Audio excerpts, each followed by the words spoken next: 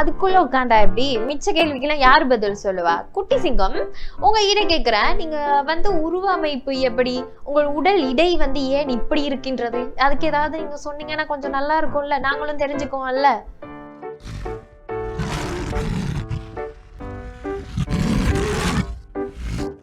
இப்போ மட்டும் என்ன புரியவா போகுது? நானே சொல்றேன். ஸோ ஆண் சிங்கம் அப்படின்னு சொல்லும் போது 150 தொடக்கம் 250 கிலோகிராம் பாரமா இருப்பாங்களாம். ஏன்னா அவங்க உடல் அமைப்பு அப்படிங்கறதுனால அவங்க அவ்வளோ கிலோ கணக்கு கொண்டு இருப்பாங்க அப்படின்னு சொல்லப்படுது.